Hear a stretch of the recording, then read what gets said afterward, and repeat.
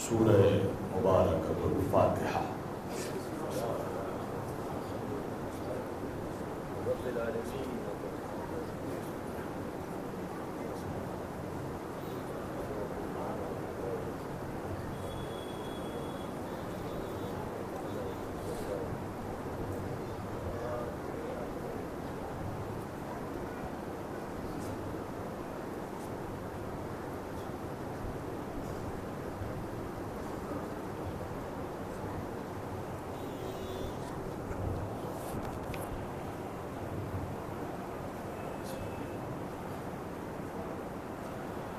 لا ولا قوة إلا بالله العلي العظيم۔ أعوذ بالله السميع العليم من الشيطان اللعين الرجيم۔ بسم الله الرحمن الرحيم۔ الحمد لله رب العالمين۔ الحمد للہ الذی جعلنا من المتمسکین بولایت امام المشارق والمغارب، مظہر العجائب والغرائب، شہنشاہ ولایت، سرور ارباب امامت، باب العلم والحکمت، فاتح خیبر و خندق، اسد اللہ الغالب علی کل غالب، امیر المؤمنین، قائد الغر المحجلین، یعصوب الدین، امام المتقین، سید الوسیین، اسد اللہ، عین اللہ، ید اللہ، وجہ اللہ، جنب اللہ، اذن اللہ، لسان اللہ، رحمت اللہ، ولی اللہ، مطلوب کل طالب، امام علی ابن ابی طالب۔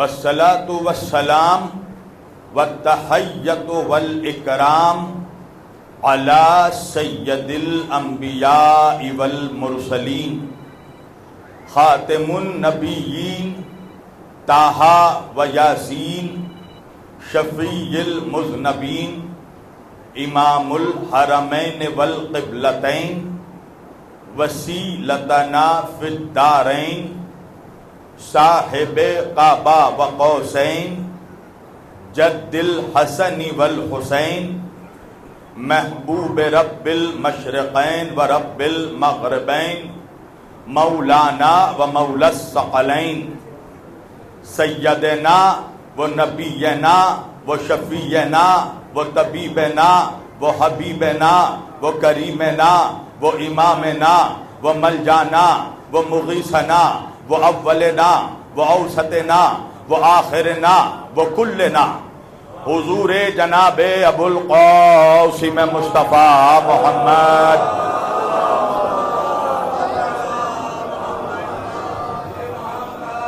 و اہل بیتہ الطیبین الطاہرین المعصومین المظلومین المنتخبین المنتجبین الغر المیامین، ولعنت اللہ علی اعدائہم اجمعین من یومنا ھذا الی قیام یوم الدین۔ اما بعد فقط قال اللہ تعالی فی الفرقان الحمید والمحکم کتابہ المجید وقولہ الحق، بسم اللہ الرحمن الرحیم، ان الدین عند اللہ الاسلام۔ صدق اللہ المولانا العلی العظیم وبلغنا رسولہ النبی الامین الکریم، وَنَحْنُ عَلَى ذَلِكَ لَمِنَ الشَّاهِدِينَ وَالشَّاكِرِينَ وَالْحَمْدُ لِلَّهِ رَبِّ الْعَالَمِينَ۔ ایک بار دیگر درود پڑھے سب مل کر محمد وعلی محمد۔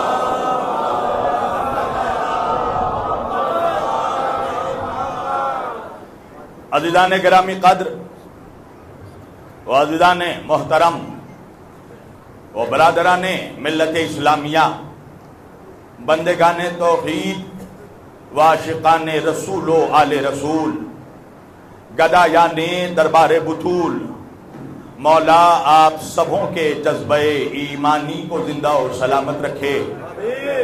اللہ کی رضا، اہل بیت اطہار علیہ السلام کی عطا، جناب سیدہ کا حکم اور مومنین دلی کی محبتیں، یہ ساری چیزیں جب مشترکہ طور پر ایک جگہ جمع ہو گئی تو میں آپ کے روبرو آ گیا، اور میں معذرت خواہ ہوں، واقعاً معذرت خواہ ہوں کہ مجھے آنے میں یہاں تاخیر ہوئی، مگر میں کیا کروں کہ میرے پاس وہ قوت چشم زدن ہے نہیں کہ میں پلک جھپکتے خیبر سے مدینے پہنچ جاؤں۔ ظاہر بات ہے کہ میں بنگال سے آ رہا ہوں، اور کل 40 کی مجلس رات کو 12:30 بجے مجھے ممبر دیا گیا، اور میں وہاں سے مجلس تمام کر کے 2 بجے رات کو نکلا ہوں، اور سیدھے میں ایئرپورٹ پہنچا، اور ایئرپورٹ سے دلی آنے میں ظاہر بات ہے کہ انسانی تقاضے ہیں، مگر آپ لوگوں کو انتظار کرنا پڑا، میں معذرت خواہ ہوں، مگر میں یہ بھی جانتا ہوں کہ یہی وہ قوم ہے جو اب تک انتظار کر رہی ہے۔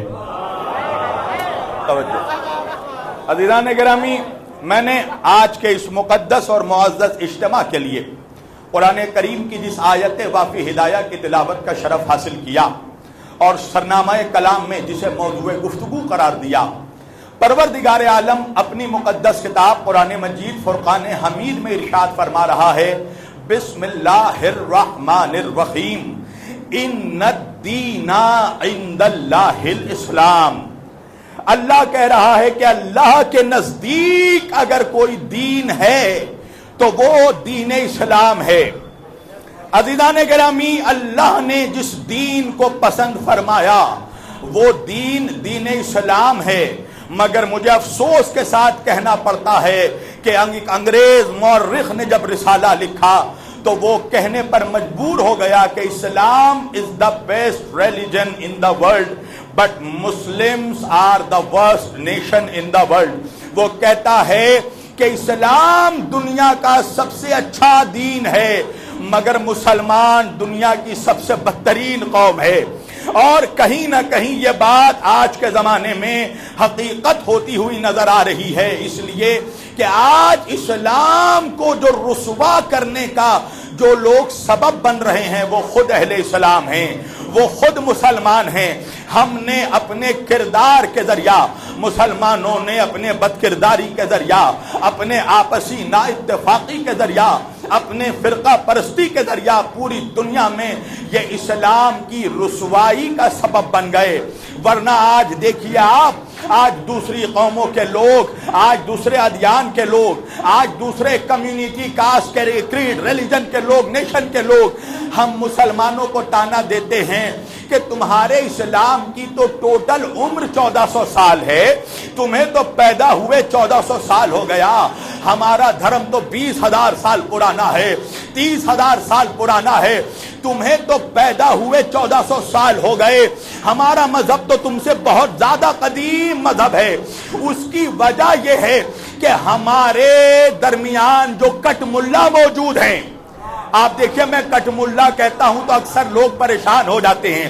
دیکھیں ملا تو اس قوم کے شریف لوگ ہیں، ہمارا شمار خود ملاؤں میں ہوتا ہے، مگر ہم کیا کریں عزیزان گرامی کہ انہی ملاؤں میں کچھ ایسے منحوس ملا ہیں جو اہل بیت کے بغض میں ملائیت سے کٹ کر کٹ ملا ہو جاتے ہیں۔ توجہ، اور انہی ملاؤں کے لیے علامہ اقبال کہتے ہیں کہ گلا تو گھوڑ دیا اہل مدرسہ نے تیرا، کہاں سے آئے صدا لا الہ الا اللہ۔ توجہ ہے،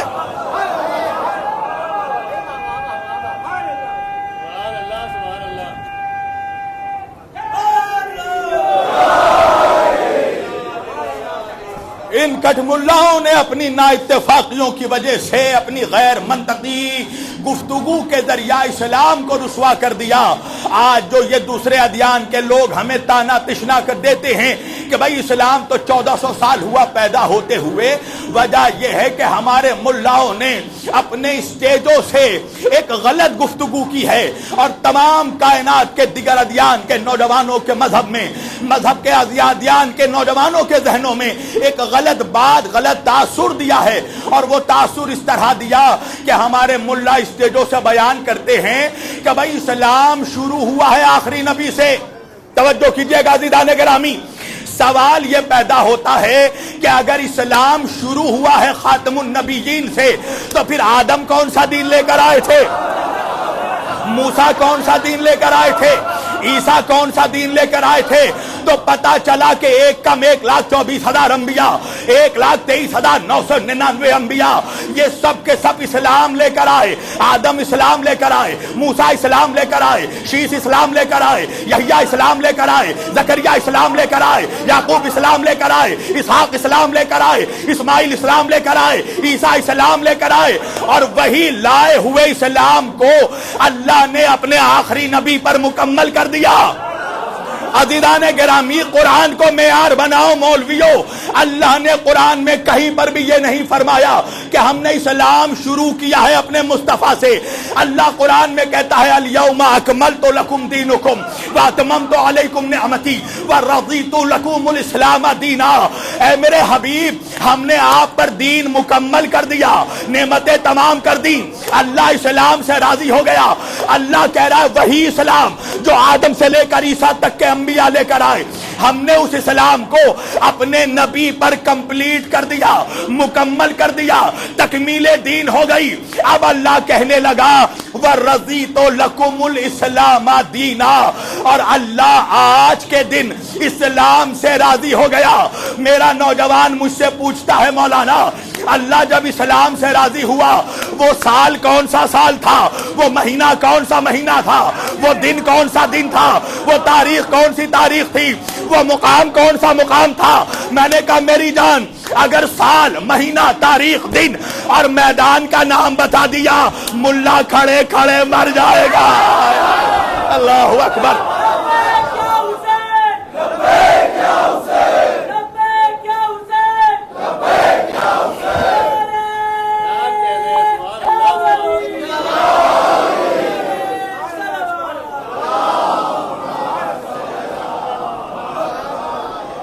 اور حق ہے ملت مسلمہ کے نوجوانوں کو کہ وہ مجھ سے سوال کرے کہ شبیر علی وارثی، اللہ جب اسلام سے راضی ہوا، وہ سال کون سا سال تھا جب اللہ اسلام سے راضی ہوا؟ وہ مہینہ کون سا مہینہ تھا جب اللہ اسلام سے راضی ہوا؟ وہ دن کون سا دن تھا جب اللہ اسلام سے راضی ہوا؟ وہ تاریخ کون سی تاریخ تھی جب اللہ اسلام سے راضی ہوا؟ وہ میدان کون سا میدان تھا جہاں اللہ اسلام سے راضی ہوا؟ تو میری جان، سال، مہینہ، تاریخ، میدان بتانا میرا کام، کیسے سننا ہے یہ دلی کے جوانوں کا کام۔ بھائی اللہ جب اسلام سے راضی ہوا، سال 10 ہجری کا تھا، مہینہ ذی الحج کا تھا، تاریخ 18 تھی، میدان غدیر خم کا تھا۔ اللہ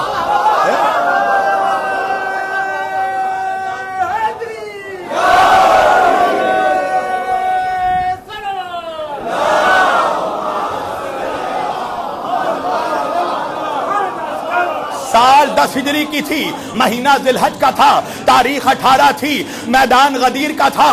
کا کیا ہوا؟ کا جو آگے بڑھ گئے تھے ان کو پیچھے بلایا گیا، جو پیچھے رہ گئے تھے ان کو آگے بلایا گیا۔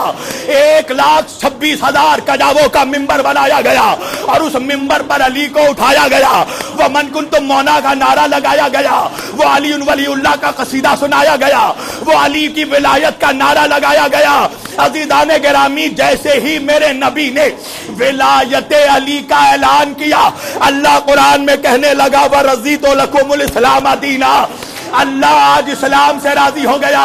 مولویوں، تاریخ نبوت، تاریخ سیرت النبی، تاریخ اسلام کے اور آنکھ کھنگال کر دیکھ لو، اگر اس سے پہلے اللہ نے ایک مقام پر بھی کہا ہو کہ وَرَضِيتُ لَكُمُ الْإِسْلَامَ دِينًا، تو مجھے لا کر دکھا دو۔ بھائی بڑی بڑی مصیبتیں میرے نبی کو اٹھانی پڑی، میرا نبی بچپن میں یتیم ہو گیا، اللہ نے نہیں کہا میں اسلام سے راضی ہو گیا۔ میرا نبی اپنی ماں کی شفقت سے محروم ہو گیا، اللہ نے نہیں کہا میں اسلام سے راضی ہو گیا۔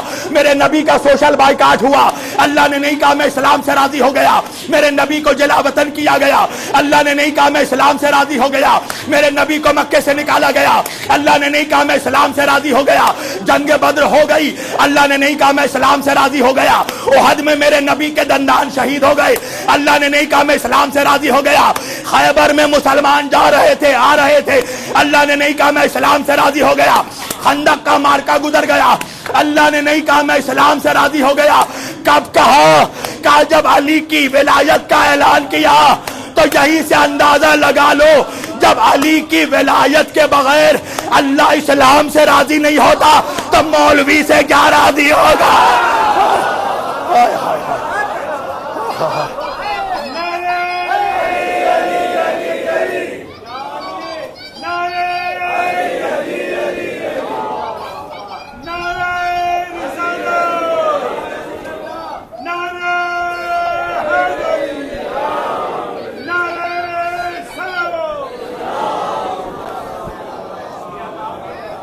زندہ باد میری جان، مولا تمہیں سلامت رکھے۔ اس بچے نے علی کا نعرہ لگا کر بتا دیا کہ یہ شریف ماں کا بیٹا ہے۔ ہائے ہائے ہائے عزیزان گرامی، بچلن ماؤں کی اولاد علی علی نہیں کرتی۔ ہائے ہائے ہائے نعرہ حیدری۔ اللہ اسلام سے راضی تب ہوا جب علی کی ولایت کا اعلان ہوا۔ اللہ کہنے لگا وَرَضِيتُ لَكُمُ الْإِسْلَامَ دِينًا۔ وہی اللہ قرآن میں کہتا ان الدین عند اللہ الاسلام۔ اللہ کے نزدیک اگر سب سے پسندیدہ کوئی دین ہے تو وہ دین اسلام ہے۔ توجہ، تو پتہ یہ چلا مسلمانوں کہ اللہ نے ہم تک ایک دین دیا، اسلام۔ بھئی عجیب بات ہے، ہمارا خدا ایک، رسول ایک، نبی ایک، کانسٹیٹیوشن ایک، قرآن ایک، قبلہ ایک، تو فرقے کیسے ہو گئے انیک؟ ہائے ہائے ہے۔ علامہ اقبال کو کہنا پڑا منفعید ایک ہے، اس قوم کی نقصان بھی ایک، حرم پاک بھی، اللہ بھی، قرآن بھی ایک ہی سب کا نبی، دین بھی، ایمان بھی ایک۔ کیا بڑی بات تھی ہوتے جو مسلمان بھی ایک۔ ہائے ہائے ہے۔ فرقہ بندی ہے کہیں اور کئی ذاتیں ہیں، کیا زمانے میں پنپنے کی یہی باتیں ہیں؟ تو سوال پیدا ہوتا ہے دلی والوں کہ جب خدا ایک، نبی ایک، شریعت ایک، قانون ایک، کتاب ایک، قبلہ ایک، قرآن ایک، تو فرقے کیسے ہو گئے؟ مسلمان اتنے فرقوں میں کیسے بڑھ گیا؟ اور یہ تو ایسی پیشن گوئی ہے جو میرا آقا 1400 برس پہلے کر کے چلا گیا۔ میرے نبی نے خود فرمایا، کتب ستہ میں بھی یہ حدیث موجود ہے، میرا نبی کہتا ہے ستفترق امتن، دیکھو میرے بعد میری امت فرقوں میں بڑھ جائے گی۔ ایک بہت بڑا جھوٹ کہتا ہے ملا کہتا ہے ساری امت جنتی، اور نبی کہہ رہے ہیں کلہم فی النار، ساری امت جہنمی۔ ہائے ہائے ہائے بھئی حدیث ہے، میرا جملہ نہیں، رسول اللہ کا فرمان ہے۔ آقا کہہ رہے ہیں میرے بعد میری امت فرقوں میں بڑھ جائے گی، 73 فرقوں میں مسلمان بڑھ گیا۔ نبی فرماتے ہیں فرقتن کلہم فی النار، سب کے سب جہنم میں جائیں گے، الا ملتن واحدہ، سوائے ایک فرقے کے جو نجات پائے گا۔ اس کا مطلب یہ ہے مسلمانوں کہ 73 میں 72 جہنم میں جائیں گے، ایک جنت میں جائے گا۔ تو دلی کے جوانوں کو حق ہے کہ وہ مجھ سے پوچھے کہ مولانا وہ ایک کون ہے جو جنت میں جائیں گے؟ میں نے کہا یہ تو نہیں بتاؤں گا کہ وہ ایک کون ہے جو جنت میں جائیں گے، مگر یہ ضرور بتاؤں گا کہ وہ 72 کون ہے جو جہنم میں جائیں گے۔ تاریخی جملہ آج کی مجلس کا، بھائی وہ 72 جو جہنم میں جائیں گے وہ ہوں گے جن کو 72 کی معرفت نہیں ہوگی۔ اللہ اکبر۔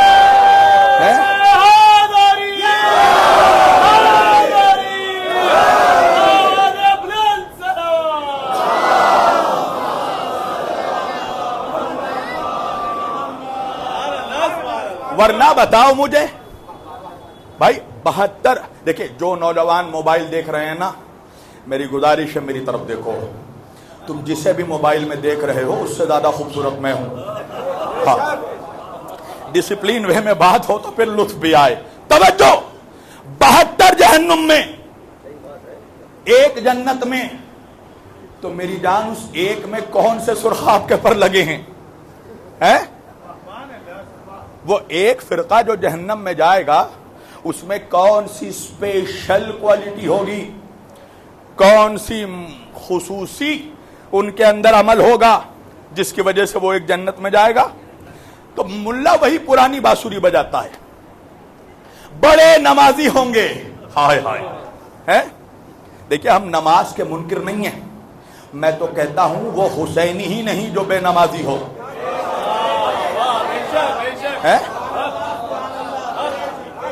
مگر یہ بھی سن لیجئے کہ نماز جنت کی ضمانت نہیں ہے. توجہ، نماز سب سے بڑی عبادت ہے مگر جنت کی گارنٹی نہیں دی اللہ نے نمازیوں کو، ورنہ تو سب سے پہلے ابلیس جنت میں جائے گا، اس سے بڑا نمازی سجدہ گزار کون ہو؟ تو بھائی اگر نماز جنت لے جاتی تو سارے فرقے والے نماز پڑھتے ہیں. اب یہ الگ بات ہے کہ کیسے پڑھتے ہیں. نہیں پہنچے آپ، نہیں پہنچے آپ. آج مسلمانوں میں اس پر بھی اختلاف ہے کہ نبی نماز کیسے پڑھتے تھے. اگر میں اس منبر سے حقیقت پڑھ رہا ہوں، کوئی مولوی جھٹلا سکتا ہے تو جھٹلا دے، آف ریکارڈ نہیں آن ریکارڈ تقریر کرتا ہوں. میری جان، مسلمانوں نے کم از کم اپنے نبی کو 15,000 مرتبہ نماز پڑھتے دیکھا ہے. ہائے ہائے ہائے، 15,000 مرتبہ ہے. 15,000 مرتبہ جس قوم نے اپنے نبی کو نماز پڑھتے دیکھا، اس قوم میں آج یہ جھگڑا ہے کہ نبی نماز کیسے پڑھتے تھے. نہیں پہنچے آپ. بھئی آثار قدیمہ کی کھوج ہوتی ہے نا، انڈس سویلائزیشن والے پرانے غاروں میں، یمن میں، عرب میں پرانے غاروں کی کھدائی کرتے ہیں، اور اس پرانے غار کے اندر سے ایک تانبے کا برتن برآمد ہوا. تو آثار قدیمہ والوں نے اس برتن پر ریسرچ کر کے یہ بتا دیا کہ یہ برتن 6,000 سال پرانا ہے، اور یہ بھی بتا دیا کہ کون سے قبیلے والے اس برتن کا استعمال کرتے تھے، اور ساتھ میں رپورٹ میں یہ بھی بتا دیا کہ وہ قبیلے والے رہتے تھے، کیسے کھاتے تھے، کیسے پیتے تھے، کیسے شکار کیسے کرتے تھے. تعجب تو اسی بات کا ہے کہ ایک تانبے کا برتن دیکھ کر آثار قدیمہ والے 6,000 سال پرانی تہذیب بتا دیتے ہیں، اور قرآن رہتے ہوئے مولوی یہ نہیں بتا سکا کہ نبی نماز کیسے پڑھتے تھے. ہائے ہائے،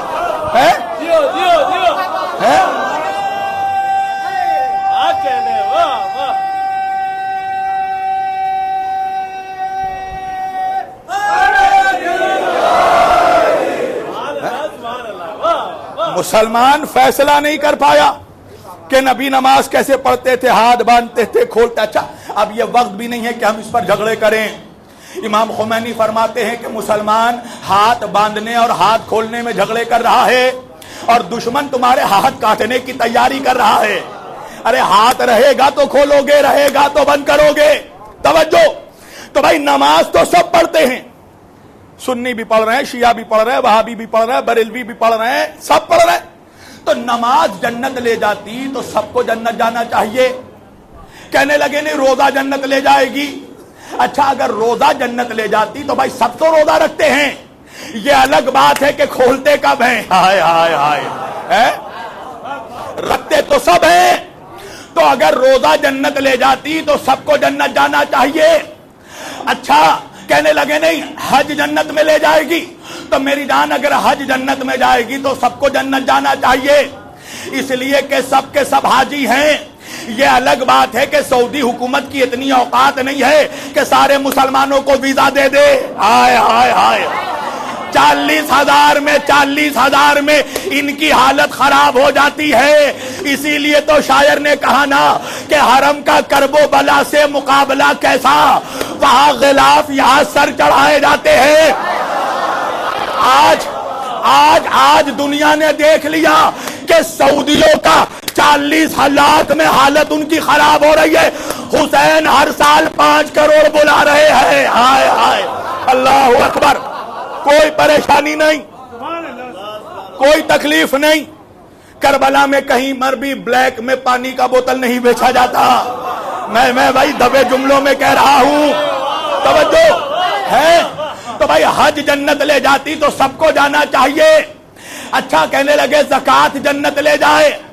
اچھا زکوٰۃ کے بارے میں وہ کہہ رہے ہیں جو خود زکوٰۃ مافیا ہیں. نہیں پہنچے آپ. اللہ نے زکوٰۃ کو فرض کیا غریبوں کی خاطر, یتیموں کی خاطر, اسیروں کی خاطر. مولوی اپنا مدرسہ چلانے کے لیے غریبوں کا مال ڈکر جا رہا ہے. زکوٰۃ کے نام پر منبر پر ایک حق بیان کر رہا ہوں کہ 1400 سالوں سے اگر زکوٰۃ حقداروں کو ملا ہوتا تو آج امت میں غربت نہیں رہتی. اللہ اکبر ہے. تو بھائی زکوٰۃ جنت لے جاتی تو سب کو جنت جانا چاہیے. تو پتہ یہ چلا کہ 72 جہنم میں جائیں گے, ایک جنت میں جائے گا. اس کا مطلب ہے کہ اس ایک قوم کے پاس کچھ ایسا خصوصی عمل ہوگا کہ جس کی بنیاد پر وہ ایک قوم نجات پائے گی. 72 جہنم میں جائیں گے تو پتہ وہ چلے. پتہ کیسے چلے کہ وہ ایک قوم کون سی ہے؟ پتہ چلتا ہے محرم کے مہینے میں نماز سب پڑھتے ہیں, روزہ سب رکھتے ہیں, حج میں سب جاتے ہیں. عباس کا علم سب نہیں اٹھاتے, حسین کا تعزیہ.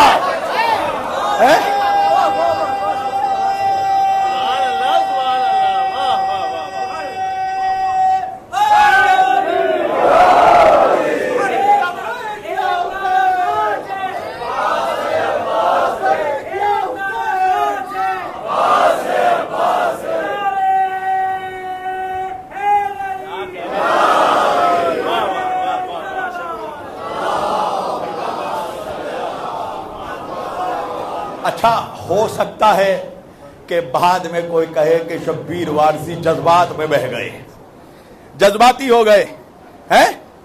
جذباتی نہیں, منبر سے جذبات نہیں, منبر سے منطق بیان کیا جاتا ہے. یہ لاجک گفتگو نہیں کرتے ذاکرین حسین. اچھا چلو ساری باتیں چھوڑو. تم بعد میں ہو سکتا ہے کوئی اعتراض کرے سارے تعزیہ داروں کو جنت پہنچا دیا, سارے عزاداروں کو جنت پہنچا دیا. میری جان یہ مجھ سے مت کہو, بی بی زہرا سے کہو. ارے نہیں پہنچے آپ, نہیں پہنچے آپ. بھائی ہم نے نہیں کہا.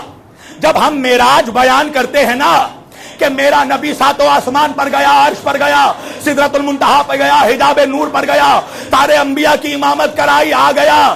ارے زنجیر در ہلتی رہی, تکیا گرم رہا, بستر نرم رہا, پلک جھپکتے میرا نبی آ گیا. تو 2 ٹکے کا ملا کہنے لگا کہ نبی کیسے چلے گئے؟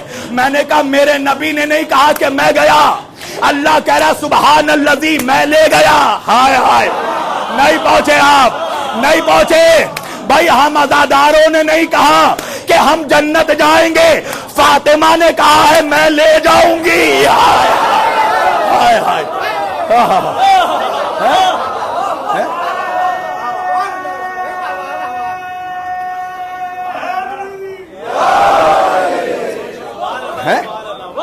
ہمارا دعویٰ نہیں ہے, ہمارا دعویٰ ہو تو نہیں مانو. توجہ, اب ایک منطقی دلیل دے رہا ہوں.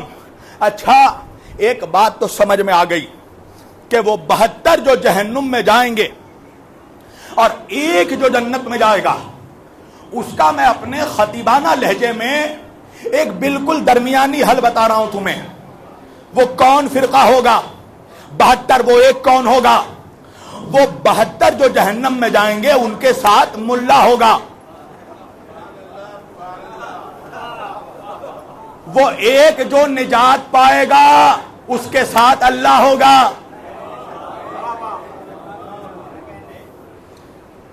چلیے نہیں پہنچے بہت لوگ, اور اگر پہنچ جاتے تو میں کلکتے سے دلی کیا کرنے آتا.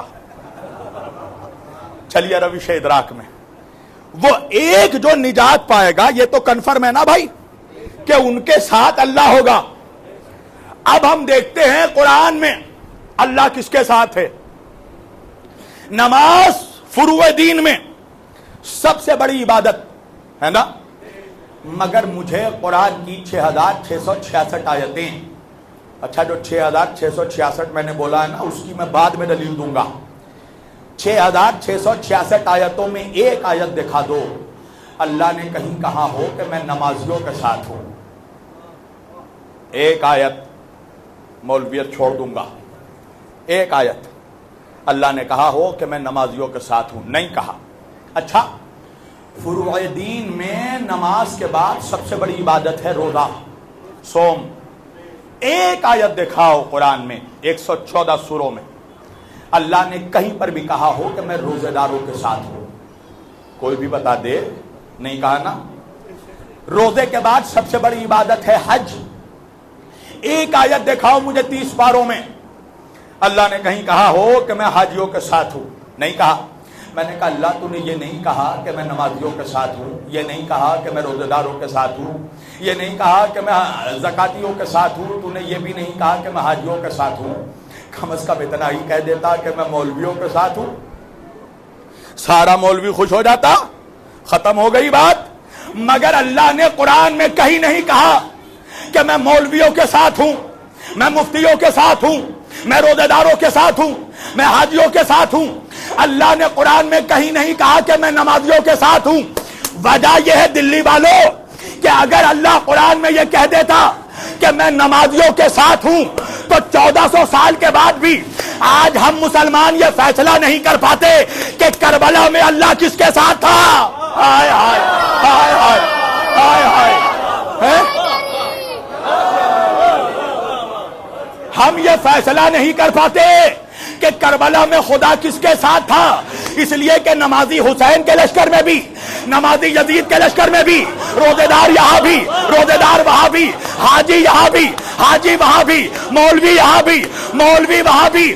اللہ نے بھی ایک پالیسی میکنگ جملہ کہا قرآن میں، ان اللہ مع الصابرین، میں صبر کرنے والوں کے ساتھ۔ ہائے ہائے،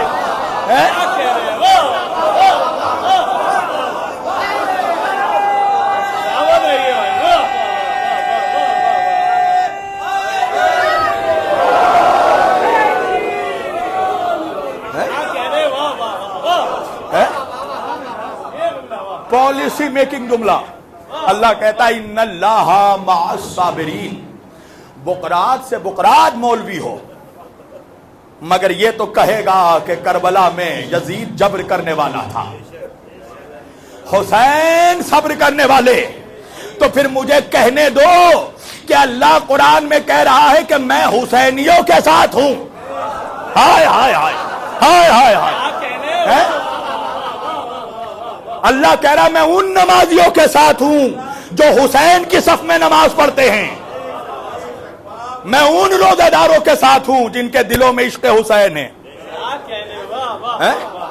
تو پتہ یہ چلا کہ اللہ کے نزدیک معیار حسینیت ہے۔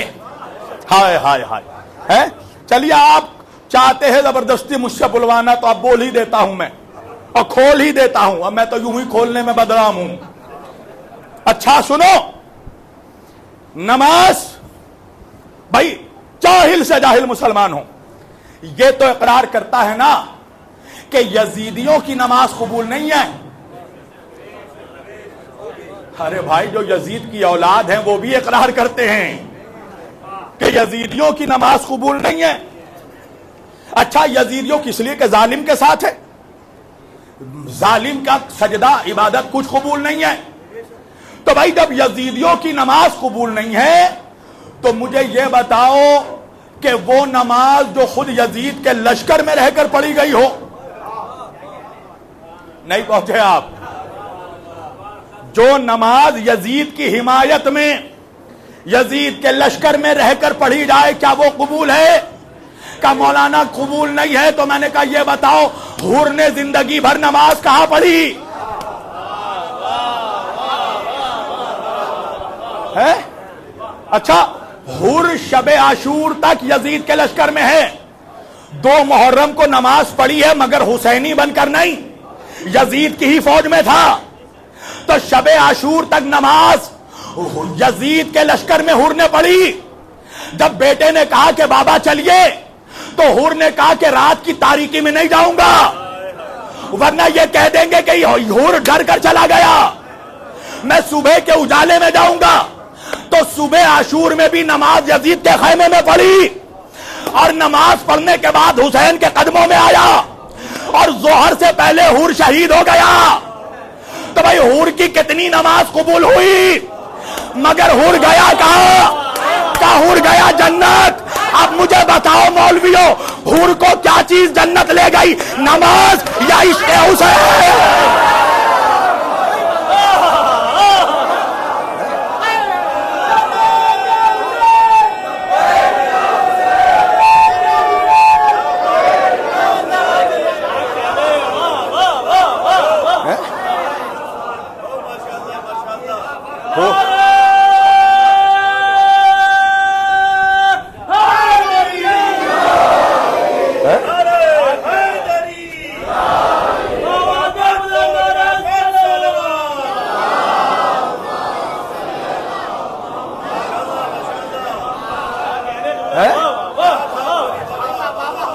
حور کو علیہ السلام کس عمل نے بنایا ہے؟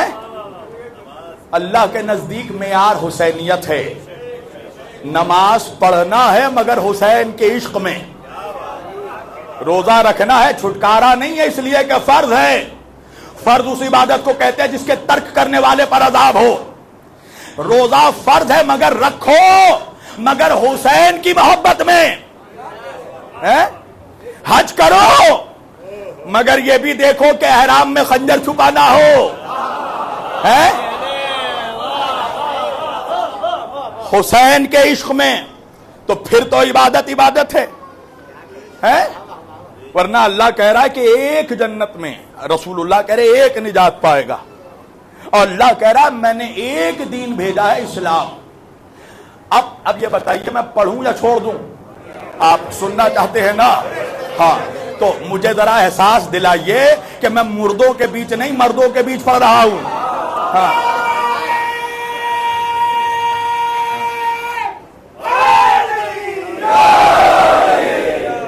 ان الدین عند اللہ الاسلام، اللہ کے نزدیک کوئی دین ہے تو اسلام ہے۔ سوال یہ پیدا ہوتا ہے کہ جس مذہب کا اللہ ایک، خدا ایک، رسول ایک، کتاب ایک، کانسٹیٹیوشن ایک، قبلہ ایک، احکام ایک، تو فرقے کیسے انیک ہو گئے؟ اچھا، فرقے تو تب ہونا چاہیے تھا جب اللہ دیتا کچھ اور نبی ہم تک پہنچاتے کچھ۔ قسم خدا کی آپ لوگ بہت تیزی سے کھا رہے ہیں ہمارے جملوں کو، ہے؟ دیکھیں میں ایک بات کہوں گا، اس منبر پر آ کر کوئی بھی خطیب پڑھے تو اس کی حوصلہ افزائی ضرور کیجیے۔ یہ 1 گھنٹے کی مجلس پڑھنا آسان نہیں ہوتا میری جان، ہے؟ یہ جو پسینہ آپ دیکھ رہے ہیں، جب میری مجلس پڑھ کے میں شیروانی رکھتا ہوں تو گھنٹے ہو جاتے ہیں، شیروانی سوکھتا نہیں۔ ایک جگہ ایک جوان کہنے لگا مولانا 1 گھنٹے ہو گئے آپ کی شیروانی سوکھی نہیں۔ میں نے کہا پسینہ ہوتا تو سوکھ جاتی، یہ خون جگر ہے۔ بولا کیجئے عزیزان گرامی، ذاکروں کی حوصلہ افزائی کیجئے، ان الدین عند اللہ الاسلام، اللہ کے نزدیک کوئی دین ہے تو اسلام ہے۔ تو سوال یہ ہے کہ جس دین کا اللہ ایک، نبی ایک، شریعت ایک، کتاب ایک، قرآن ایک، قانون ایک، فرقے کیسے انیک ہو گئے؟ تو بھائی فرقے تو تب ہونے چاہیے تھے کہ اللہ دیتا کچھ اور دین اور نبی ہم تک نعوذ باللہ پہنچاتے کچھ اور دین۔ اللہ کچھ اور قرآن دیتا، نبی ہم تک کچھ اور پہنچاتے، تو مولوی صاحب ناراض ہو کر کہنے لگے شبیر علی وارثی خبردار، گستاخ ہو جاؤ گے، ہمارا نبی تو وہ نبی ہے جسے کافر بھی امین کہتا ہے، جس کی امانت داری کا کلمہ تو کفار بھی پڑھتے ہیں، مشرکین بھی پڑھتے ہیں، ہمارا نبی تو ایسا امانت دار ہے۔ تو پتہ یہ چلا کہ اللہ نے جیسے دین دیا، نبی نے ہم تک ویسے ہی دین پہنچایا۔ اللہ نے نبی کو جیسے قرآن دیا وحی کی، نبی نے ہم تک ویسے ہی قرآن پہنچایا۔ تو میں نے کہا کہ اگر سب کچھ ویسے ہی ہے تو پھر گڑبڑی کہاں ہو گئی؟ تو مولوی صاحب کہنے لگے بیچ میں ایک میڈییٹر بھی تھا، تو میں نے کہا نعوذ باللہ خاکم بدہن، کیا جبریل نے گڑبڑی کر دی؟ کیا اللہ سے کچھ اور وحی لی، نبی تک کچھ اور پہنچا دیا؟ کہ مولانا خبردار جبریل کے خلاف مت بولو، اس لیے کہ جبریل بھی جبریل امین ہے، ہائے ہائے، اس کی امانت داری پر کوئی شک نہیں ہے۔ میں نے کہا کیا مطلب؟ کہ اللہ نے جیسے وحی دی جبریل نے ویسے ہی وحی پہنچائی۔ تو میں نے کہا میری جان، تجھے جبریل کی امانت داری پر اتنا یقین کیسے ہے؟ تب مولوی صاحب کہنے لگے جبریل ہے معصوم، اور معصوم سے دین پہنچانے میں گڑبڑی نہیں ہوتی۔ میں نے کہا بات سمجھ میں آ گئی، اگر مسلمانوں نے نبی کے بعد معصوموں سے دین لیا ہوتا۔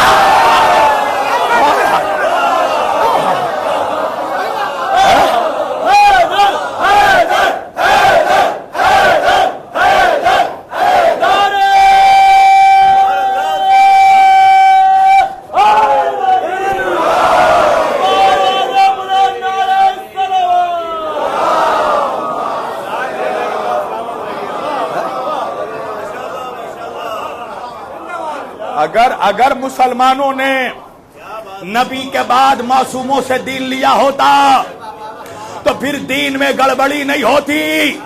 بھائی میں سوچتا تھا عزیزان گرامی کہ جس قرآن کے سورہ احزاب میں 33ویں آیت، 33ویں سورے کی 33ویں آیت میں اللہ اعلان کر رہا ہے انما یرید اللہ لیذھب عنکم الرجس اہل البیت ویطہرکم تطہیرا، یہ اہل البیت کی طہارت نہیں، عصمت کا اعلان ہے۔ تو اللہ قرآن میں جن ہستیوں کی عصمت کا اعلان کر رہا ہے، میں سوچتا تھا یہ 2 ٹکے کا ملا اہل بیت کی عصمت کا انکار کیوں کرتا ہے؟ میرے سمجھ میں بات آ گئی کہ مولوی بھی بہت چالاک ہے، جانتا ہے کہ جس دن ملا نے اہل بیت کی عصمت کا اقرار کر لیا اسی دن ملا فدق کا مقدمہ ہار جائے گا۔ ہائے ہائے ہائے ہائے ہائے ہائے ہائے۔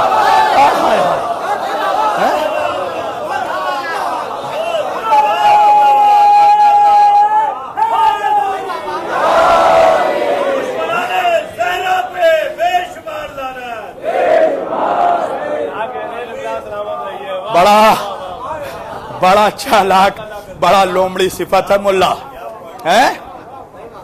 جانتا ہے کہ عصمت اہل البیت کا، ورنہ ان سے پوچھو کہ پھر یہ کون ہے؟ تو ایک جملہ نکالا ہے، کہنے لگے محفوظ عن الخطا ہیں۔ توجہ، میں نے کہا محفوظ اور معصوم میں فرق کیا ہے؟ کہنے لگے محفوظ وہ ہے جس سے امکان خطا ہے، اور معصوم وہ ہے جس سے امکان خطا بھی نہیں۔ میں نے کہا یار تمہاری ساری بنیادیں کھوکھلی ہیں، اس لیے کہ تمہارے عقیدوں میں تو انبیاء سے بھی خطا اجتہادی ہوتا ہے۔ ہائے ہائے ہائے، توجہ، جو سمجھ گئے ان کو میرا سلام ہو۔ تمہاری تو بنیاد کھوکھلی ہے۔ اچھا اتنے چالاک ہیں، یہ محفوظ عن الخطا کہتے ہیں، محفوظ عن الرجس نہیں کہتے۔ دیکھیے فرق ہے۔ گناہ ایک ایسی چیز ہے جو ہم جانتے ہیں نہیں کر رہے ہیں مگر امکان ہے کہ کر سکتے ہیں، تو خطا پر تو کنٹرول ہوتا ہے۔ سنیے گا میں جو بات عرض کر رہا ہوں، نجاست پر کنٹرول نہیں ہوتا۔ یہ بتائیے سنیے گا یا میں ختم کر دوں؟ اس لیے کہ مجھے 10 منٹ لگیں گے اس کو ایکسپلین کرنے میں جب بات آ گئی ہے تو، اور کہاں سے کہاں ٹاپک چاہ رہا ہے۔ توجہ، اچھا یہ بتائیے اللہ اس آیت میں 2 چیز کہہ رہا ہے۔ میں آیت تطہیر پہ نہیں پڑھ رہا ہوں، عنوان پر ہوں میں، توجہ، ٹو دی سبجیکٹ ہوں۔ اللہ 2 چیز کہہ رہا ہے آیت تطہیر میں، ایک تو عنکم الرجس، اہل بیت کے قریب نجاست نہیں جا سکتی۔ دوسرا جملہ جو اللہ کہہ رہا ہے وہ ہے وَيُطَهِّرَكُمْ تَطْهِيرًا، اور یہ ہمیشہ پاک رہیں گے۔ توجہ، کانٹریڈکشن والی بات ہو گئی میری جان، نہیں پہنچے آپ؟ بھئی یہ میرا رومال ہے، توجہ، میں یہ کہہ رہا ہوں کہ یہ رومال پاک ہے۔ جب میں نے کہہ دیا کہ یہ پاک ہے تو آپ سمجھ گئے کہ جب پاک ہے تو یعنی نجس نہیں ہے۔ یا میں یہ کہہ دوں کہ میرا یہ رومال نجس نہیں ہے تو بھی آپ سمجھ جائیں گے کہ جب نجس نہیں ہے تو مطلب پاک ہے۔ ہائے ہائے ہائے دلی، ہائے میری جان، کہاں ہو بھائی؟ دو میں سے ایک بات کہہ دوں گا، دونوں مطلب سمجھ میں آ جائیں گے۔ پاک ہے تو نجس نہیں ہے، نجس ہے کہہ دیا تو پاک نہیں ہے۔ دونوں بات کہنے کی ضرورت نہیں ہے مجھے کہ نجس بھی نہیں ہے پاک بھی ہے، نہیں پہنچے آپ بھائی۔ اللہ آیت تطہیر میں یہ کہہ دیتا کہ اہل بیت کے قریب نجاست نہیں جا سکتی، تو سمجھ میں آ گئی نا بات کہ جب نجاست نہیں پہنچ سکتی تو ہمیشہ پاک ہیں۔ یا تو اللہ یہ کہہ دیتا کہ ہمیشہ پاک رہیں گے، تب بھی بات سمجھ میں آ جاتی کہ جب ہمیشہ پاک رہیں گے تو نجاست کبھی قریب نہیں جا سکتی۔ اللہ کو دونوں بات کہنے کی ضرورت کیا تھی کہ نجس بھی نہیں ہے اور ہمیشہ پاک بھی رہیں گے؟ نہیں پہنچے آپ بھائی۔ میں نے اعلان کیا کہ میرا یہ رومال پاک ہے، اس کا مطلب یہ ہے کہ یہ ابھی پاک ہے، اس کی گارنٹی نہیں ہے کہ کل بھی پاک تھا۔ ہائے ہائے ہائے، اس کی گارنٹی نہیں ہے کہ کل بھی پاک ہوگا۔ اللہ جان دیکھ رہا تھا ملا کے اعتراض کو، اللہ نے دونوں بات کہہ کر بتا دیا کہ اہل بیت وہ پاک لوگ ہیں جو کل بھی پاک تھے، آج بھی پاک ہے، قیامت تک پاک رہیں گے۔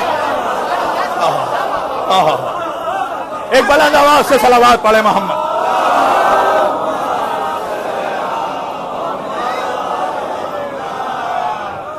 بس آپ بھی تھکنے لگے، آپ بھی تھکنے لگے تو میں بھی موضوع سمیٹنے لگا۔ یوسف وہاں لا کر نہیں کھڑا کیا جاتا جہاں خریداروں کو قدر نہ ہو، سمیٹ دی میں نے۔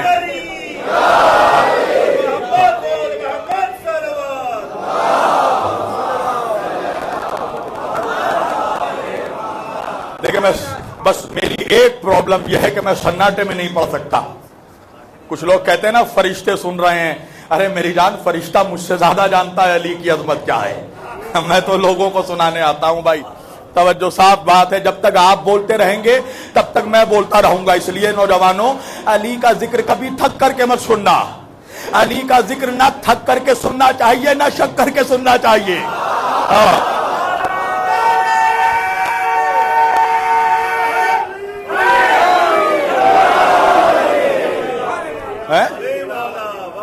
ایسے پاک ہے جو ہمیشہ پاک رہیں گے۔ کتنا سوچئے چالاک ہے ملا۔ محفوظ عن الخطا کہتا ہے، محفوظ عن الرجس نہیں کہتا، اس لیے کہ خطا پہ کنٹرول ہے، نجاست پر کوئی کنٹرول نہیں ہے۔ نہیں پہنچے آپ؟ اللہ کے رسول دو چیز چھوڑ کر گئے تھے نا، کیا؟ انی تارکن فیکم الثقلین، میں دو بھاری چیزیں چھوڑ کر جا رہا ہوں۔ کیا ہے؟ کتاب اللہ و عطرتی اہل بیتی، اللہ کی کتاب قرآن اور اپنی عطرت اپنے اہل بیت۔ سوال یہ ہوتا ہے کہ اللہ کے رسول قرآن کے ساتھ مولویوں کو کیوں نہیں چھوڑ کر گئے؟ مولویوں کو چھوڑ دو، مفتیوں کو کیوں نہیں چھوڑ کر گئے؟ مفتیوں کو چھوڑو، صحابہ کو کیوں نہیں چھوڑ کر گئے؟ نہیں پہنچے آپ؟ اس لیے کہ اللہ قرآن میں کہہ رہا لا یمسہ الا المطہرون، قرآن کو کوئی ناپاک چھو نہیں سکتا۔ اس کا مطلب یہ ہے کہ قرآن کے ساتھ قیامت تک وہی لوگ رہ سکتے ہیں جو اتنے ہی پاک ہو جتنا قرآن پاک ہے۔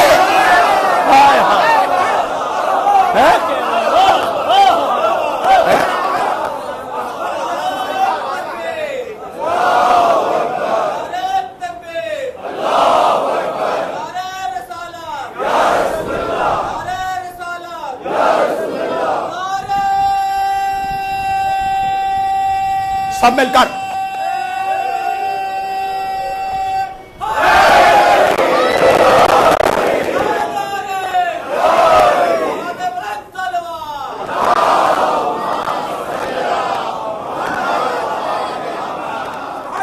قرآن کے ساتھ وہی لوگ رہ سکتے ہیں جو اتنے ہی پاک ہو جتنا قرآن پاک ہے۔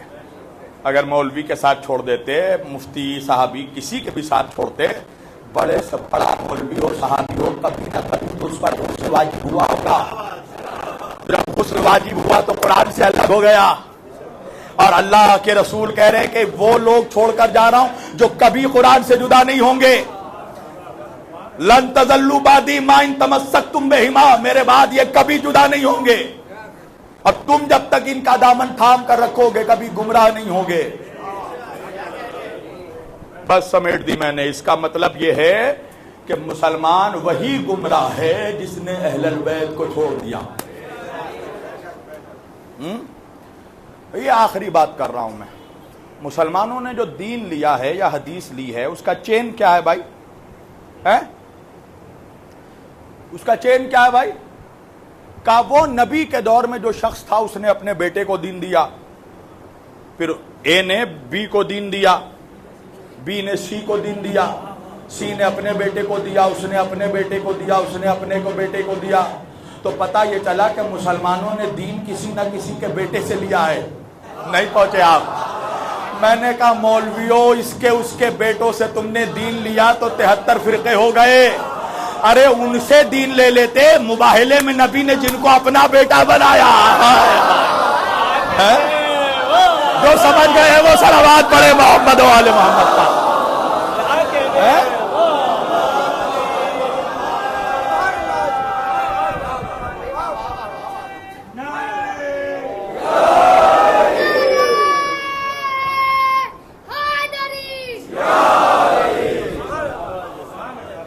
ان سے دین لیا تم نے, ایجنسیز کے تھرو دین لیا.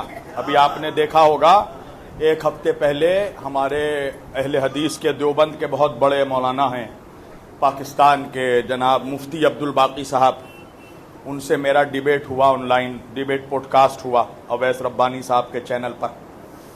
تو وہ جرح و تعدیل کی بات کر رہے تھے. یعنی جرح و تعدیل سمجھتے ہیں آپ؟ روایتوں کو چیک کرنے کا, حدیث کی اوتھینٹسٹی چیک کرنے کے لیے جو محدثین نے جو علم ایجاد کیا وہ ہے علم جرح و تعدیل, علم الرجال. یعنی اس میں دیکھا جاتا ہے کہ حدیث اوتھینٹک ہے کہ نہیں. کیسے دیکھا جائے گا؟ پہلے سند پہ کلام ہوگا, یعنی جس نے روایت کی ہے پہلے دیکھا جائے گا کہ وہ نبی کے دور میں تھا کہ نہیں, وہ سچا تھا یا جھوٹا تھا. سب سے پہلے دیکھا جائے گا کہ حلالی تھا کہ نہیں. اے نے بی سے روایت کی ہے تو یہ دیکھا جائے گا کہ اے بی کے دور میں تھا بھی کہ نہیں. اچھا آپ کو معلوم ہے یہ حضرت ابو طالب کے سلسلے میں جو روایت بیان کرتا ہے ان کے کفر پہ مولوی کہ رسول اللہ نے چچا کے کان میں کہا, چچا نے بھتیجے کے کان میں کہا میں کلمہ نہیں پڑھوں گا. اس کا راوی کون ہے آپ کو معلوم ہے؟ عبداللہ ابن عباس. اور افسوس کی بات یہ ہے کہ جب حضرت ابو طالب کی وفات ہوئی ہے عبداللہ ابن عباس کی عمر 2 سال تھی. نہیں پہنچے آپ؟ 2 سال کا بچہ روایت کر رہا ہے تو ایسی روایت تو یوں ہی دیوار پہ پٹک دینا ہے. سمجھے آپ؟ کوئی اوتھینٹسٹی نہیں ہے. اچھا اس کے راویوں میں ایک نام ابو جہل کا بھی ہے. اب سوچئے جو قوم ابو جہل سے روایت لے گی ہے,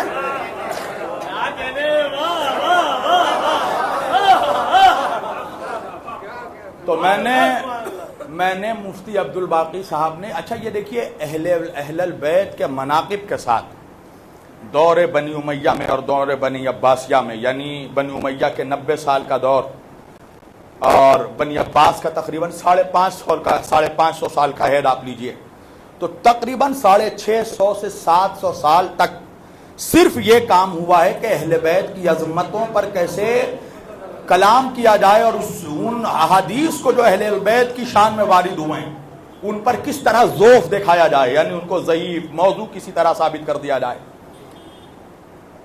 راویوں نے جو محدثین گزرے ہیں جن پہ جرح و تعدیل کی بنیاد کھڑی ہے, جیسے حافظ ذہبی, ابن تیمیہ, ان لوگوں نے جو کلام کیا تو زیادہ تر کلام اہل البیت کے مناقب پر کیا ہے. جو بھی حدیث اہل البیت کی اور مولا علی کے شان میں بالخصوص وارد ہوئی اس کے راویوں کو انہوں نے شیعہ کہہ دیا, رافضی کہہ دیا, کذاب جھوٹا کہہ کر رد کر دیا. دیکھیے میں یہ بہت امپورٹنٹ بات کر رہا ہوں کیونکہ مجھے کہیں میسج پہنچانا ہے, کیونکہ تقریر میری ختم ہو گئی ہے. یہ بہت امپورٹنٹ بات ہے نوجوانوں سننا. اگر تمہارا بھی کہیں کسی ملا سے مناظرے کے سلسلے میں اگر بات ہو جرح و تعدیل پہ تو یہ بات ضرور رکھنا. توجہ, انہوں نے دیکھو جرح و تعدیل میں جرح 2 طرح کی ہوتا ہے, جو 2 طرح کا جرح ہوتا ہے, ایک مفسر ایک غیر مفسر. مثلا میں نے یہ کہہ دیا کہ نثار صاحب جھوٹے ہیں, یہ جو میرا جر ہے, اعتراض ہے, تنقید ہے, یہ ہے غیر مفسر. غیر مفسر کیسے ہے؟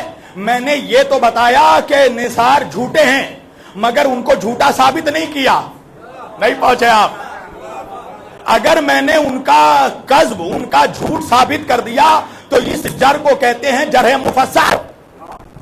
اور اہل بیت کے مناقب پر جتنے محدثین نے کلام کیا ہے، زیادہ تر روایتوں میں انہوں نے مفسر جر پیش نہیں کیا. جو بھی کلام کیا ہے وہ غیر مفسر ہے. توجہ. تو میں نے ایک جملہ کہا مفتی عبد الباقی صاحب سے، میں نے کہا حدیث کو چیک کرنے کے لیے ہم محدثین کا کلام دیکھتے ہیں، مگر یہ بتاؤ کہ محدثین کو کیسے چیک کریں کہ محدث بھی صحیح تھا یا نہیں؟ بھئی ایک بندہ جس کو چاہا جھوٹا کہہ رہا سچا کہہ رہا، ہم مان رہے ہیں اس کو، مگر وہ خود جھوٹا تھا یہ سچا تھا، اس کا فیصلہ کون کرے؟ تو یہ چیزیں کیوں ہی پتا ہے؟ اس لیے کہ مسلمانوں نے اپنے خود ساختہ اصول بنائے تاکہ اہل بیت کی فضیلت کو رد کیا جا سکے، اور نبی کے بنائے ہوئے اصول کو نہیں مانا. انہوں نے جرح، تعدیل، روایت، سند، متن اس پہ کلام کیا، مگر نبی نے ہمیں ایک اصول بتایا تھا حدیث کو چیک کرنے کا. میرے نبی سے جب پوچھا گیا کہ یا رسول اللہ، اگر آپ کے بعد آپ کے نام سے غلط روایتیں اگر منسوخ کر دی جائیں تو ہم کیسے مانیں گے کہ وہ آپ کی حدیث ہے یا نہیں ہے؟ اللہ کے رسول نے کہا کہ میرے احادیث کو قرآن سے ملا کر دیکھنا، اگر قرآن سے مطابقت رکھتی ہوں تو میری حدیث ہے، ورنہ دیوار پر مار دینا. تو اویس ربانی صاحب نے ایک حدیث پر سوال کیا تھا کہ اللہ کے رسول نے یہ فرمایا کہ اگر علی کی محبت میں، علی کی محبت پر، علی کی ولایت پر اگر میری ساری امت ایک پلیٹ فارم پر جمع ہو جاتی تو اللہ جہنم کو پیدا نہ کرتا. تو میرے عزیز برادر عزیز مفتی عبد الباقی صاحب محقق ہیں، اسکالر ہیں، ریسرچر ہیں، اور ہم تو قائل ہیں بھائی ریسرچ کا دروازہ کھلا ہے. وہ کہنے لگے کہ اس حدیث کے مفہوم میں تو کوئی غلطی نہیں ہے، مگر اصول اہل سنت کے مطابق یہ حدیث صحیح نہیں ہے، اوتھینٹک نہیں ہے. میں نے کہا مولانا ذرا قرآن سے بھی تو ملا کر دیکھیے. کہا مولانا وہ کیسے؟ میں نے کہا یہ بتاؤ کہ قرآن میں اللہ نے منافقین کو جہنمی قرار دیا کہ نہیں؟ کہنے لگے ہاں، سارے منافق جہنم میں جائیں گے، اور وہ بھی جہنم کے پیندی میں، یعنی جہنم کے سب سے نچلے درجے پہ جس کو سزا ملے گی وہ مشرک نہیں منافق ہے. تو میں نے کہا منافق جہنم میں جائے گا نا؟ تو میں نے کہا جاؤ صحابہ سے ہی پوچھ لو. عبداللہ ابن مسعود سے لے کر حضرت ابو سعید خدری تک فرماتے ہیں کہ جب ہمیں یہ چیک کرنا ہوتا تھا کہ سامنے والا مومن ہے یا منافق تو ہم ذکر علی کے ذریعہ چیک کرتے تھے.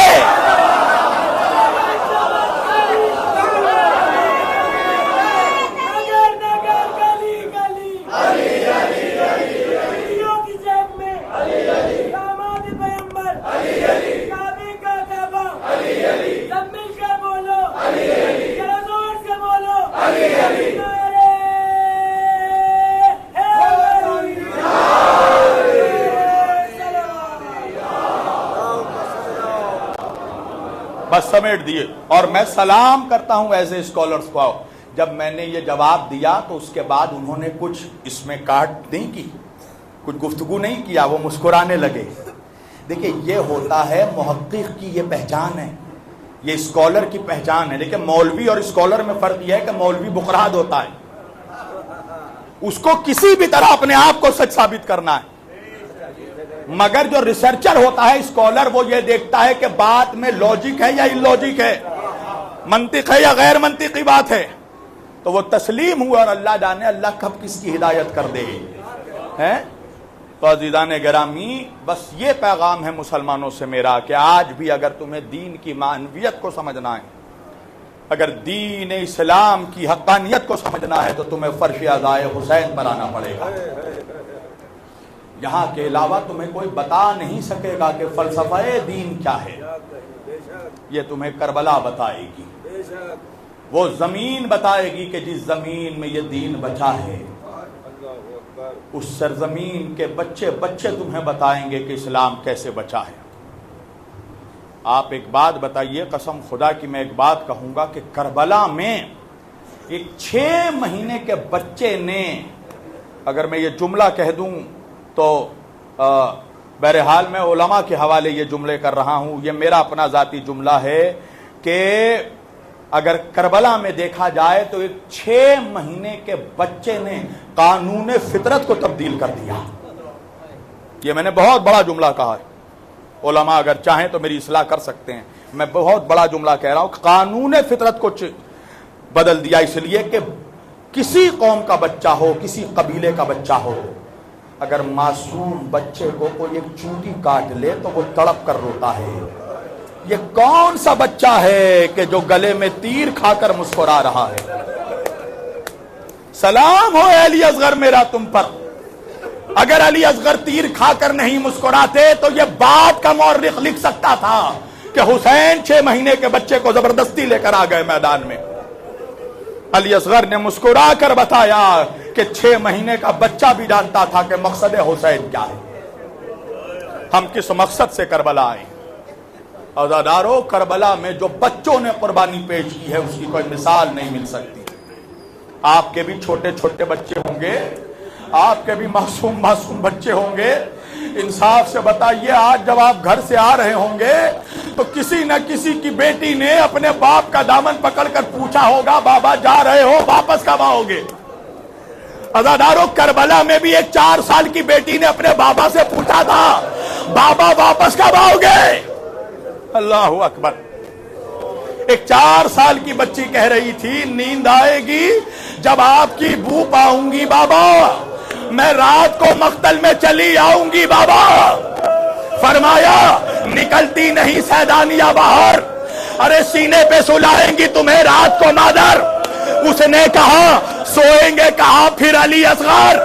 شہ نے کہا بس ضد نہ کرو سطح میں تم پر، ارے رات آئے گی اور دشت میں ہم ہوئیں گے بی بی. اصغر میرے ساتھ آج وہی سوئیں گے.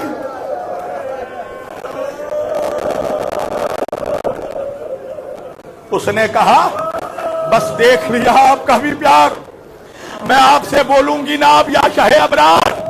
اچھا جو اب جلد آنے کا نہ کیجیے گا اقرار، مر جائے گی رو رو کے تڑپ کر یہ دل افگار. ارے کیسی ہے یہ باتیں، میرا دل روتا ہے بابا، گھر چھوڑ کے جنگل میں کوئی سوتا.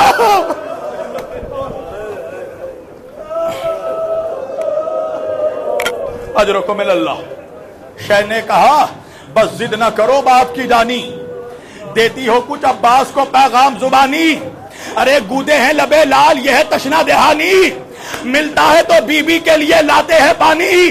ارے محبوب الہی کے نواسے ہیں سکینہ، ہم بھی تو کئی روز کے پیاسے ہیں.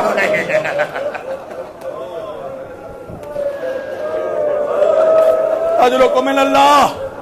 اللہ آپ کے بیٹیوں کو وہ دن نہ دکھائے جو سکینہ نے دیکھا. ہاں عزادارو، چہلم گزر گیا. سنو گے عزادارو، میرے مولا سجاد سے جب بھی کسی نے پوچھا مولا سب سے زیادہ مصیبت کہاں آئی، سجاد نے 3 مرتبہ کہا شام الشام الشام.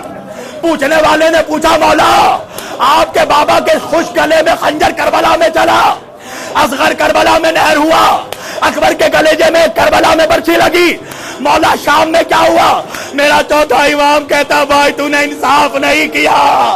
ارے راہ خدا میں سر کٹانا ہماری میراث ہے، ارے تیر کھانا ہماری وراثت ہے، مگر ماں بہنوں کا پسے گردان ہاتھ بندے غیر محرموں کے بازار. اجرکم من اللہ. اللہ آپ کو کوئی غم نہ دے سوائے غم حسین کے. منہال نے پوچھا مولا شام میں کیا ہوا؟ کہا سنو گے منہال، جب شام کے قریب ہمارا قافلہ پہنچنے لگا نا تو مدتوں پیدل چلے تھے ہم، ظالموں نے تھوڑی دیر کی مہلت دی کہ ہم زمین پر بیٹھے. ارے مدتوں پیدل چلنے کے بعد ہم آل محمد زمین پر بیٹھے تھے. منہال میرے پیروں میں آبلے تھے، آبلوں میں کانٹے تھے. ارے میری ننھی بہن سکینہ میرے قریب آئی، میرے پیروں سے کانٹے نکالنے لگی، میں خون کے آنسو رونے لگا. منہال نے کہا مولا رونے کا سبب کیا ہے؟ کہا منہال میرے پیروں میں جو کانٹے تھے وہ تو سکینہ نکال رہی تھی، مگر سکینہ کے پیروں میں جو کانٹے تھے ارے کوئی نکالنے والا۔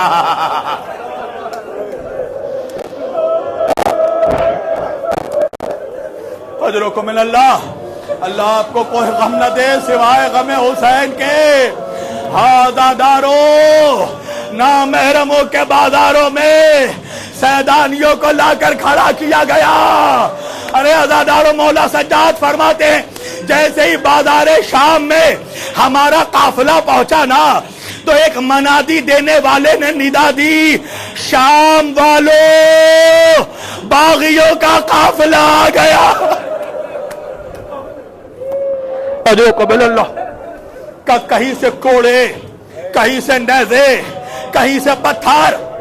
منہال نے پوچھا مولا سب سے بڑی مصیبت کیا؟ سنو گے عزادارو، میں شہزادی زینب کی ایک مصیبت تمہیں بتاتا ہوں۔ بازار شام میں علی کی بیٹی کی سب سے بڑی مصیبت یہ تھی کہ اکبر کا قاتل بار بار زینب کے سامنے آتا تھا اور کہتا تھا زینب میں نے تیرے اکبر کو مارا۔ حجرکم من اللہ۔ بس 2 منٹ، میں نے سارے مصائب تباہ کر دیے۔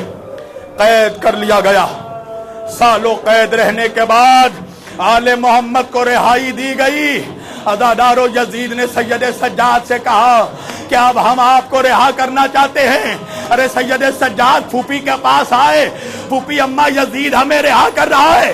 شہزادی زینب نے کہا یزید سے کہو پہلے ہمارے شہداء کے سر ہمیں لوٹا دے، ہمارے تبرکات ہمیں لوٹا دے۔ ارے اصغر کا جلا ہوا جھولا۔ سنو گے عزادارو، بس تمام کر دیے میں نے مسائل۔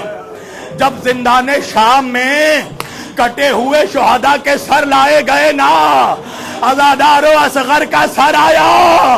ارے ام رباب نے دیکھ کر کہا کیا تیرے جیسے بچے کو بھی نہر کیا جاتا ہے؟ عزادارو، ام رباب نے بڑھ کر اصغر کا سر قبول کیا۔ عزادارو، جب عباس دلاور کا سر آیا ام کلثوم نے آگے بڑھ کر لیا۔ ارے قاسم کا سر آیا، ام فرما نے قبول کیا۔ ارے اکبر کا سر آیا، ام لیلا نے بڑھ کر لیا۔ ارے جب حسین کا سر آیا زینب نے بڑھ کر لیا۔ مگر عزادارو، جب 2 ننھے سر آئے ارے کوئی لینے والا نہیں۔ کنیز نے آواز دی کیا ان بچوں کی ماں زندہ نہیں ہے؟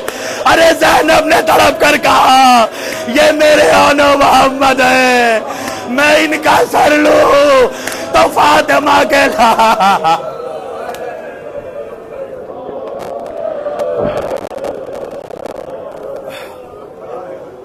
الا لعنت اللہ علی قوم الظالمین وسيعلم الذين ظلموا أي منقلبين ينقلبون۔